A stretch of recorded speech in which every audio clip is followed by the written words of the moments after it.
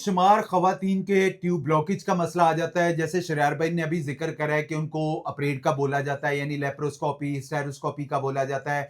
वो करवाने के बाद भी उनको आईवीएफ का ही मशवरा दिया जाता है कि रास्ता बंद हो चुका है और प्रेगनेंसी नहीं हो सकती है। मगर मैं एक इस हर्बल नुस्खा बताने वाला हूँ, जिसके इस्तेमाल करने के बाद मैं कहता हूँ आपकी ट्यूब दोनों चिपक चुकी हैं, उसमें आपके स्वेलिंग हो चुकी है, आपकी ट्यूब्स के अंदर हाइड्रोसिल्पनेस का इश्यूज़ आ रहा है, तो वो अल्लाह पाक के फज़लो करम से फ़ौरी तौर पर ख़त्म हो जाएगा। इसकी बहुत सारी अलामत होती हैं ट्यूब ब्लॉकेज होने की वजह से। अमूमन ज़्यादा ख़वातीन को पता नहीं होता है। पीरियड्स के दौरान अमूमन ज़्यादा शदीद दर्द रहना, पेट के निचले हिस्से में दबाव या बेचैनी रहना तो ट्यूब ब्लॉकेज हो सकती है। यानी इन्फेक्शन रहना, पीआईडी इन्फेक्शन हो जाता है, वाइट डिस्चार्ज या वजाइनल में शदीद दर्द रहना। सबसे पहले मैं बार-बार ख़वातीन को कहता हूँ कि आप एक अपना अल्ट्रासाउंड करवाएँ, और जो आपका अल्ट्रासाउंड उसके बावजूद भी ये जो मैंने अलामत बताई है कि इन तीनों अलामत चारों में कोई भी सामने नहीं आ रही, तो आपकी फिर भी दर्द हो रहा है, तो आपकी ट्यूब ब्लॉकेज हो सकती है। अदरवाइज़ आपको एचएसजी करवा सकते हैं, हिस्टेरोसेल्पिंजियोग्राफी एक टेस्ट होता है, उसमें पता चल जाता है कि हमारी ट्यूब बंद है या नहीं। लेकिन ख़वातीन को शायद अंदाज़ा नहीं है, वो बहुत तकलीफ़देह टेस्ट होता है।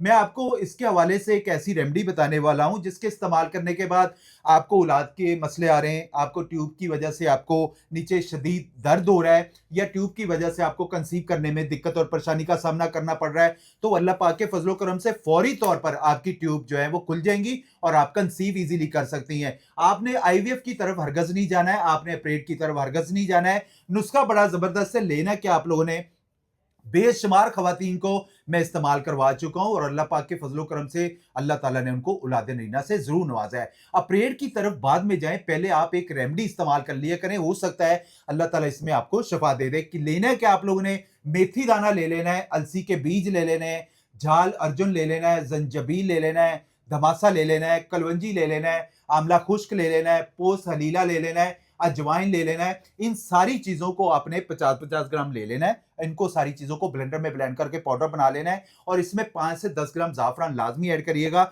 इनको ब्लेंडर में ब्लेंड करके पाउडर बना के 1 टीस्पून सुबह नाश्ते के बाद और 1 टीस्पून रात को खाने के बाद इस्तेमाल करें। इंशाअल्लाह ताला इससे आपकी ट्यूब्स का मसला बेहतर होगा। आपके, मैं कहता हूँ, इसकी वजह से कंसीव करने में दिक्कत हो रही है, पीरियड्स में पेन हो रहा है, और भी वजूहात आ रही हैं, तो वो भी अल्लाह पाक के फज़लो करम से ख़त्म होना शुरू हो जाएँगी। मैंने बार-बार एक टकोर भी बताता रहता हूँ कि 4-5 लीटर पानी लें, उसमें 2 मुट्ठियाँ नीम के पत्तों की डालें और 1 चम्मच फिटकरी का पाउडर डालें। उस पानी को बॉयल कर लें, जब वो बॉयल हो जाए तो वॉशरूम में टब के अंदर डाल दें और उसके अंदर एक्स्ट्रा पानी डाल के गुनगुना कर लें, ना ज़्यादा ठंडा हो ना गर्म हो। फिर उसमें 2 चम्मच या 1 चम्मच डिटॉल डालें और उस पानी के अंदर बैठें और छोटे यूनियन वाले हाथ अच्छे तरीके से साफ करें। हफ्ते में